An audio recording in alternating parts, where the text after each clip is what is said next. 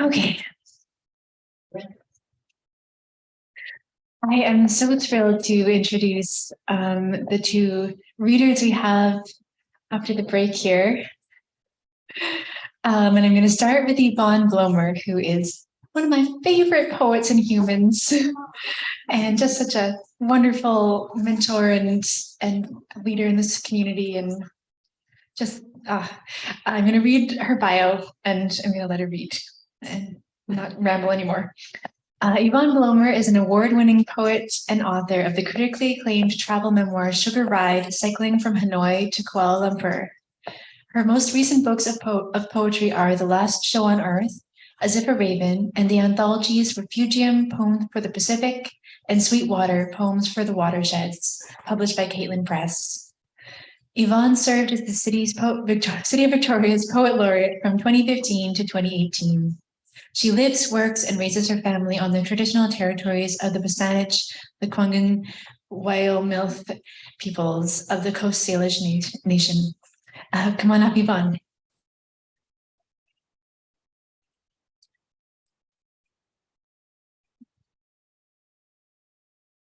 Thank you, Zoe. Thanks, everyone. So lovely to be here. It's so lovely to be here with Anne-Marie and also with her amazing people. I know that you guys have a strong writing community, and it's just lovely to hear you all read in celebration. So thank you. It's a great pleasure to be a part of that. So I had a 2-book year last year, which was very exciting. The Last Show on Earth came out last spring, and in the fall, Book of Places came out. So I'm going to mostly read from Book of Places. Book of Places is actually a 2nd edition, a 10th anniversary edition of the same titled book that came out 10 years ago, but it's with a new publisher and a new cover, which is a very beautiful cover. Inside the wheels are illustrations done by my husband, which is kind of delightful. And then the beautiful and amazing Anita Leahy has written an introduction to the book. So it's quite a treasure, this one, for me. So just dive in and read a few. What else do I want to say? I don't know. Anyway. Other than the original book, I also folded in a couple of chapbooks that came out around the same time. One of them called Bicycle Brand Journey, which was about a cycling trip Rupert and I did now 23 years ago. Ooh. Through Southeast Asia. I'm going to read a couple of those poems. I feel I'd better read some cycling poems. So that's the cover. So this poem was inspired by a poem. I can't remember the author, but the poem was called San Francisco, just SFS, and every word in the poem was in the order. The first letter of each word went SFS. So this poem does the same, but with DMZ. Jokers in the DMZ, and DMZ is the demilitarized zone in Vietnam, which we did not cycle across. We decided not to, but we cycled down past. To the demilitarized zone from Da Nang, madness, zealous dad, master stroke and zigzagging down miles, zebu dull munching along Zed-like drives, mass graves, zones of dung heaped massives, zonked we were, doomed to mope, zen done, and monkish. And this poem's also from that series. If war were a country.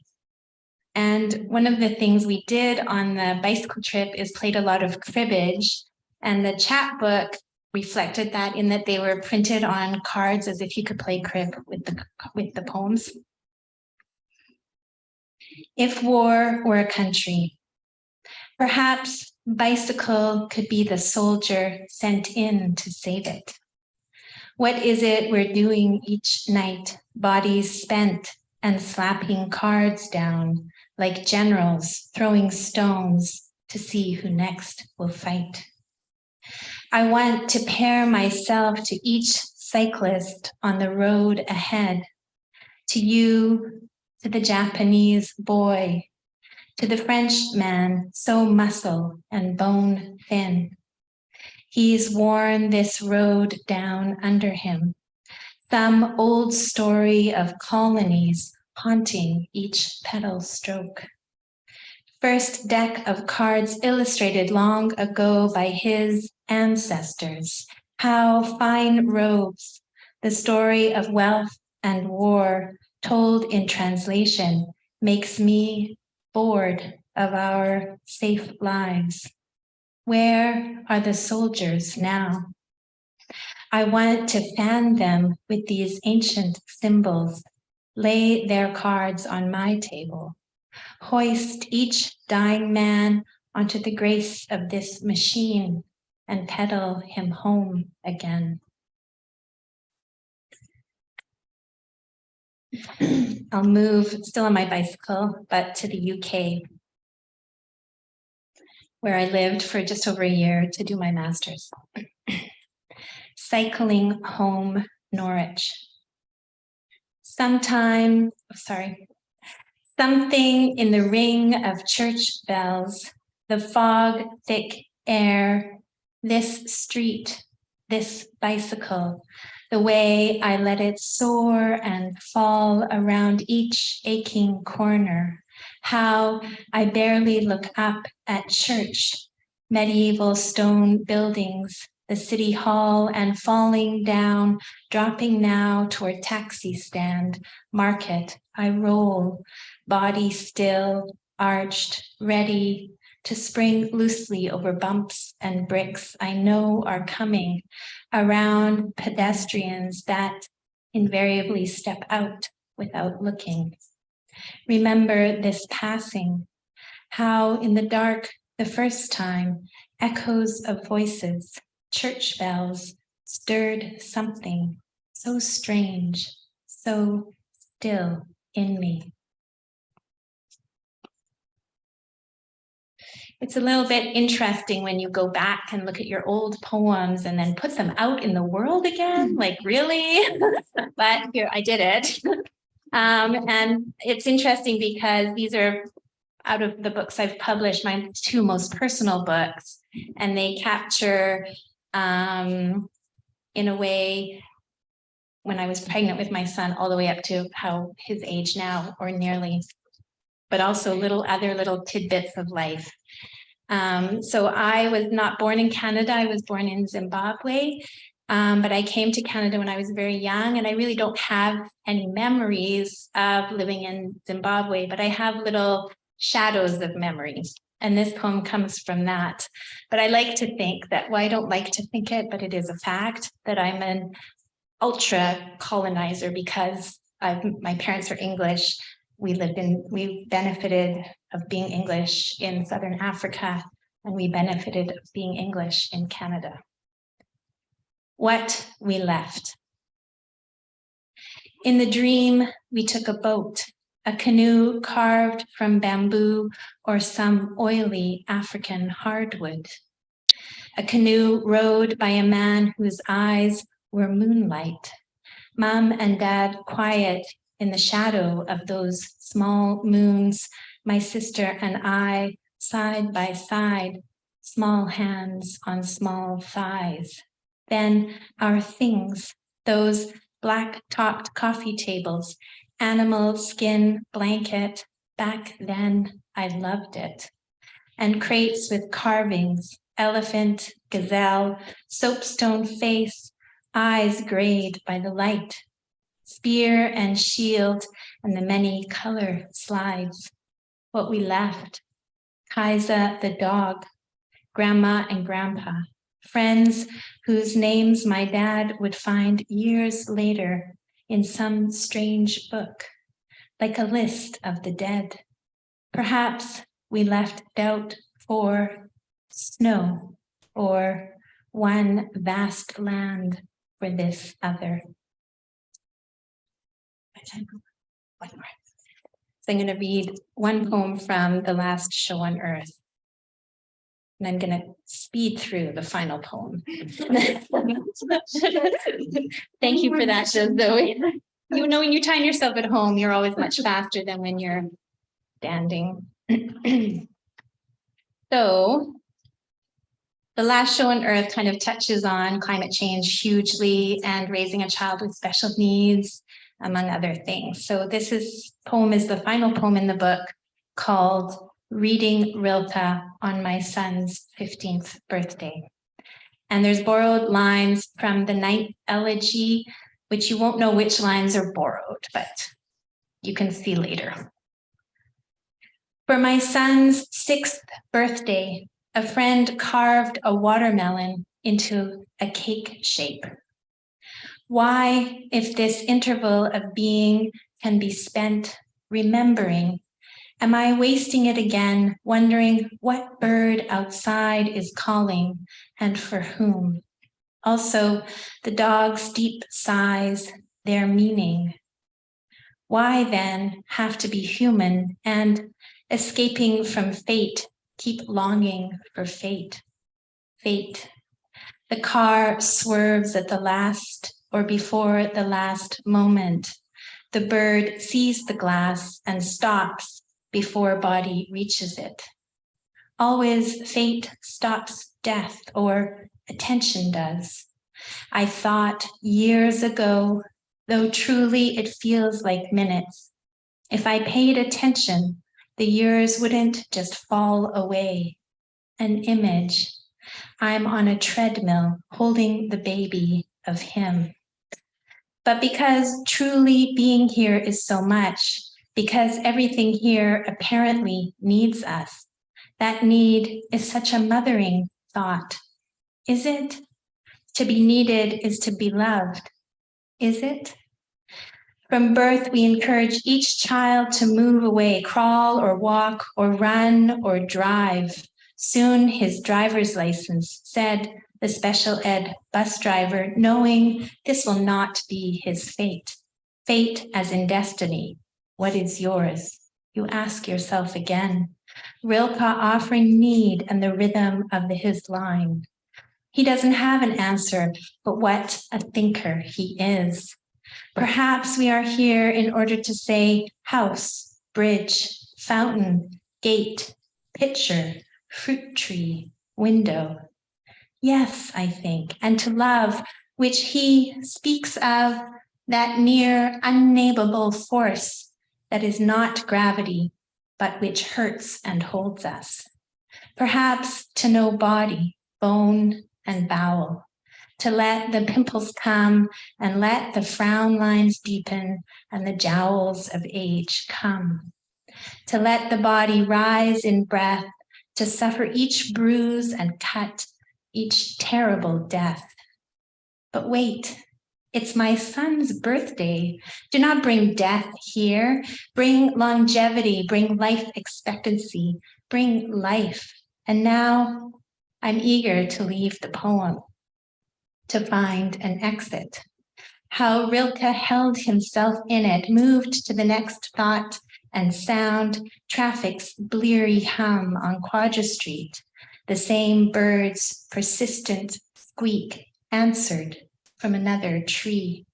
The next fleeting thought that inside their boundless emotions, all things may shudder with joy. Praise, he says, praise this.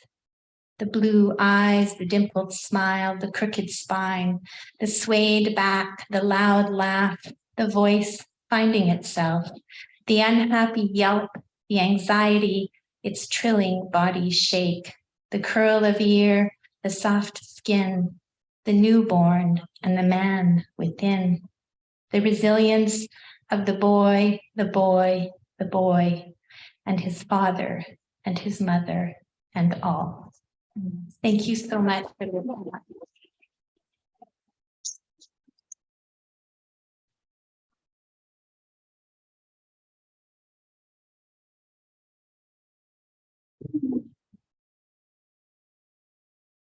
Thank you so much, Yvonne. And I'm so glad that you read that last one. That was so gorgeous. And for anyone on Zoom who doesn't have the visuals, the book she described is a beautiful cream background, and then illustrated bikes in lines all down the front. Okay, so really excited to introduce our featured reader of the evening, Anne-Marie Turza.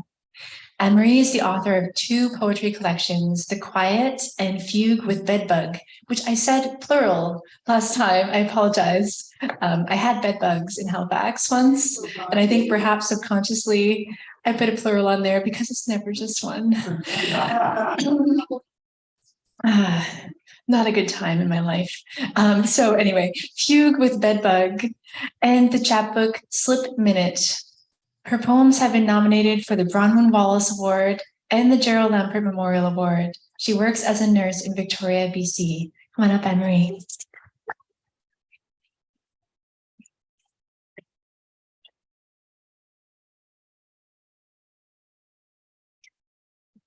Where you need to be.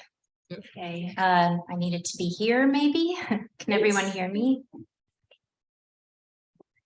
Thanks so much for having me here today. I've moved away from Victoria a couple of times, lived in different cities. I always get very, very homesick and come back here. I'm so happy to be here with my buddies. And one of the things I really love about this city is the feeling I have that it's a city full of poets. And I think that's very true, more so than any other place I've lived. I see some other people nodding. And I'm just really happy to be here tonight with so many people who love poetry and write poetry. And thank you to everyone who read and who thought of reading, and to Yvonne and Zoe, and to Russell Books for hosting this event. Melanie Siebert is here. She worked on editing this book, Fugue with Bedbug, with me. She's a very talented editor. I was so lucky to work with her. This book is very strange. This is the consensus of its reviewers so far. It's also the feeling I had when I was working on it. You might have gathered from what was said during the open mic that I'm a nurse. I'm also in the introduction that Zoe just gave. And I started working on these poems in my first years of nursing practice. And if you don't work in healthcare, one thing you might not know, are you able to hear me okay? Okay. Is that nursing language is very stilted. It is super repetitive. It's full of jargon, the passive voice. The conventions around it are just awful if you love poetry. You know, even everyone is referred to in the third person. You're even referring to yourself in the third person. It's quite unbearable. Not my favorite part of the job. So this book means a lot to me personally because it was a place where I could be very playful, be imaginative, and also really like be a champion of the subjective. I'm going to start by reading a poem called Slip Minute, and I'm just going to dedicate it to all of you because I feel that probably there are lots of people here who like to have arguments with themselves and not win, and have those arguments be like a parade, but not a parade that's tied to any particular holiday where the floats are just kind of coming at you and you don't really know what they're about. Here we go. Slip Minute. Inside the slip minute are many kinds of darkness occurring all at once. This is true, though almost all the words are wrong. We have viewed footage from variable sleep. We scramble up a hill to our interior bodies. We are in feelings dense as fresh mushrooms. We have looked as strangers do, like a closed hospital. The slip minute has no inside, except perhaps the inside of an animal. A housefly, as it happens, has a timely inside with quick informing corners that must seem to the fly to be outside its body in the slow and geriatric world. The fly sees more, sees longer, it seems, in any instant. We send ideas around a corner. We are herbs of culture. We smell the roast infinities. Thus, a gust might be a long and sculpted era, tremulous with tattered edges. Fly darkness is the name for this. A gnomic blindness everywhere, only not for flies. We can say with certainty we were born in the fly darkness. In the fly darkness, we have brushed our every hair. Plants also may have darknesses in which we cannot clerk. But is it singular, the slip minute? Or does time have many retrographs, many slip minutes, one and yet a separate other, rackable as arguments, wherein solid people move parts of our mutable faces, and plants are mysterious, yes? Or else, is it us in little pieces like a sock drawer? We practice a woodwind embouchure we move our tongues against. It's plants we want to talk with. Time may have different dialects. Slip minute is a problem term in brouhaha vernacular. Don't blunt it with dull diagrams. Don't word another word. If plants have darknesses, is that where plants are? R is not for anyone who hopes to think on time's fancy maths. We move our elbows forwardly. We consider the air in our varied tableau, though that isn't where the moon is, really. Plants, we now believe, have many senses, of which we have long known nothing. At intermission, the subjects sit at a computer. Its screen shows a bold and errant line. When the subjects press the space bar, we learn about the penis in a folk tale much like this one. Pantomimes in spandex leggings leap out from behind the penis. Aha, shouts old Anna, sloshing her beer on the other nonagenarians. In a vast circle, the light collectors pry bright lids from their barrels. This year, the latter is the very tallest in all of penis history. Earlier or later, it rains. It rains in the wayward laboratory. Even asleep, let's measure it. Rain is historical. Plenty of units in rapid eye movement. The units are beagles. The beagles are dreaming. And the earth has so much matter. Its mass draws down the rounds of water, and they break on the planet's crust. There is heat and heat lack. There is vapor. There are particles of dust. Some atoms of vapor water slow. Now there are clouds where the clouds are. If rain is the doings of time, and time is a fruiting hollow, and the hollows are many, and the hollows are populous, we have been here always with these specific jars. The hoary deep sounding of a bell recalls us now, and a small foolish number of co-loafers and malingerers. A ringing length of something, wherein one finds a gait or posture, meaning in the ad hoc poles, a person is like a tooth nearly, immersed in a maud bread flour, plus scad thousand spans of chemistry, very like saying, people, take your troublesome seats. Inside the slip minute are many kinds, and the orangutan singular. The gaps and funding bodies, theories of rolling the fingertips over space with a sapient value. In the case of many, studies show nothing is or is not right very much. We are real. Our blood has a smell. We want to know, millimole to liter, what results. Just for example, someone reports I am still doing laundry, although I am dead. One may ask a grocer, re-goulash of the hereafter. Every salt measure could be fact. Let us reckon on the chorus of plants, the chorus and one calico cactus. It's the pickle of kinds. It's the occupied gnarl. It's the wind shot of a lop. Say what? With a hanker for plainer speak, we tour the burrs. We broom on the floating linoleum.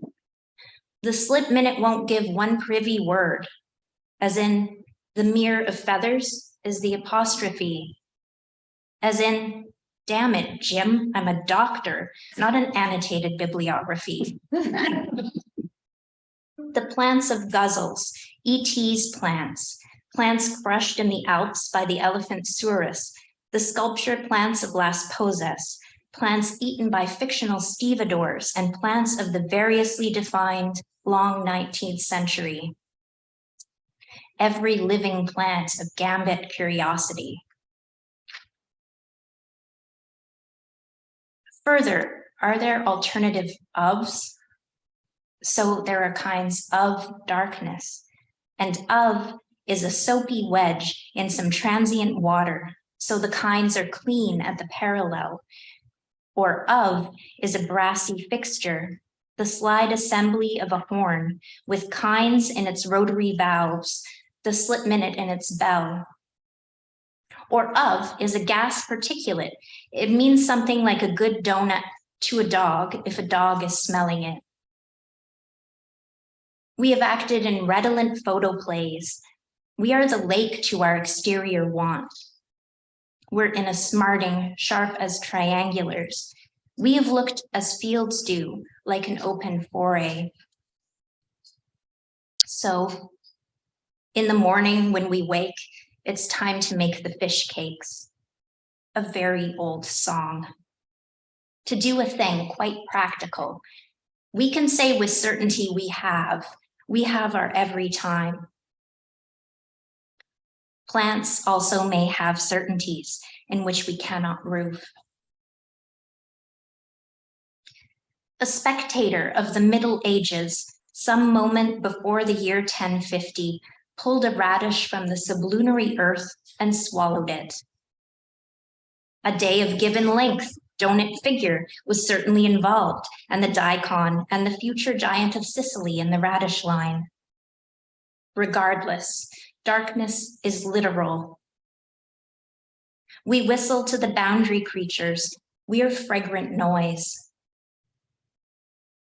The hinterlands of dictionaries are precisely why, in the fly darkness, we tend our circular glossaries. It's plants we want to think inside. Time may have green imaginaries. The slip minute scholars are so lively. When an ostrich is one steed and one is a gape-mouthed figure with a lance and comedian aim at the back bald side of another who has no breeches, ha! As they say, ink is ink and many such, so why be so serious? Have you no cause for occurring in the margins with a moldering laughter? Be easeful in the slip minute, solemn one. The word occurring has within it double hooks that alter the succeeding sounds. We mark a turnip with a prize trajectory. We cormorant a stormy lawn. We summon a wide berth of coltish singing. We are a wing of generous distance. Plants, we now believe, have schools of various notice, of which we have long known nothing. All at once, the ice field cracks. All at once, the loud hum stops. We're a system of lymph and a gallant horse-like idea. Why not? With a mane of hot stuff, turning our oversized head when someone remarks, how good it is to see a cloud. All at once, all at once.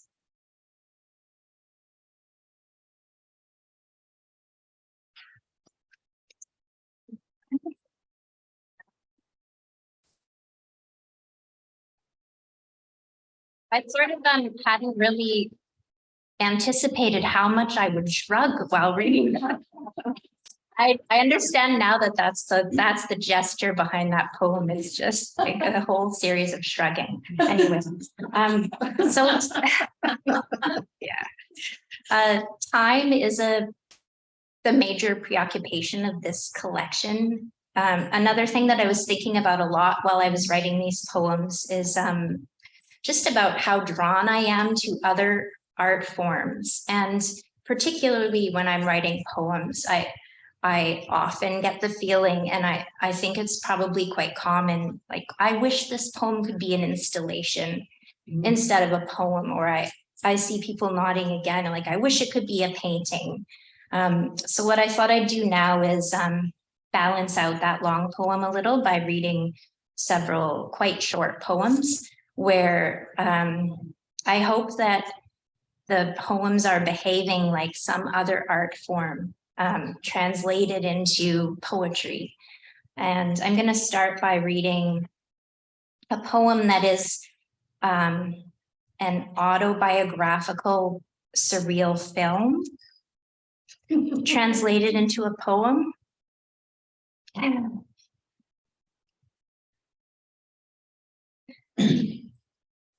A fallen leaf covered the whole of a house. The house was a bungalow size, and the leaf, a leaf, found in drifts every year near a tree. We stood at a window and could see nothing, not a guess or a glimmer. We love the dark. It has heard our voice and our supplications. We wish to hurt no one. We play piano very poorly, in the key of type O negative, blood anyone could marry to never again be ill. What? We go to the what and touch it only in thought, like this. We are doing this all our lives, one of us says. It sounds in our heads like good piano sometimes. One of us is a binary number, and one of us is fog, and one of us is a nurse.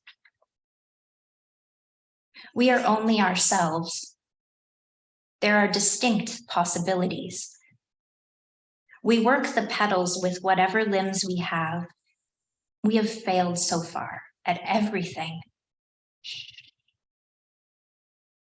We offer marmalade to one of us who doesn't know what that is, and we eat it with a little salt in the dark house. We do not need rescuing.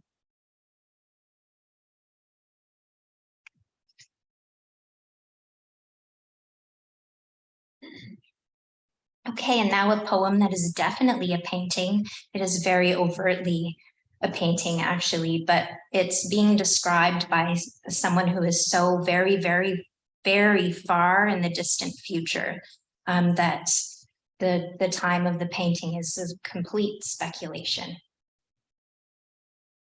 Seated figure with snail shell head, oil on canvas, circa second millennium.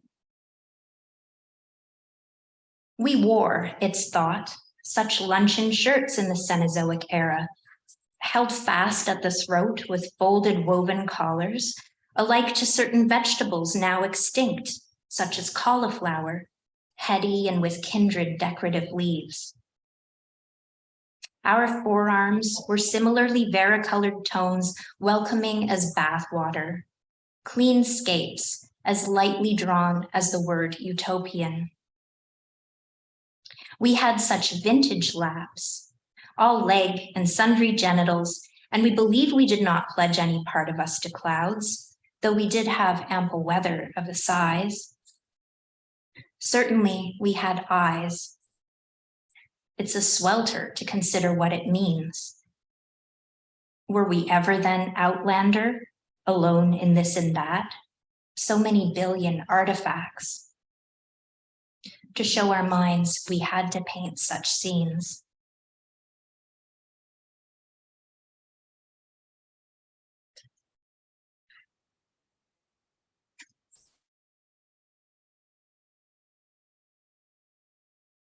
And I'll read just one more poem. This one is an installation. And if you could imagine this installation in a very, very large room, probably painted white. It's called "We Ate Pickles Together," says a dead someone. Someone has made a tiny ladder out of paper clips. A tiny bird flies through the ladder's rungs. The bird is a bit of dust, only a little bit of dust, with a stomach where even smaller bits of dust are stirring. It is moving the dust, smaller wakings of dust. It's not nothing, is it, little bird? You remember. No matter. We were happy. Thank you so much.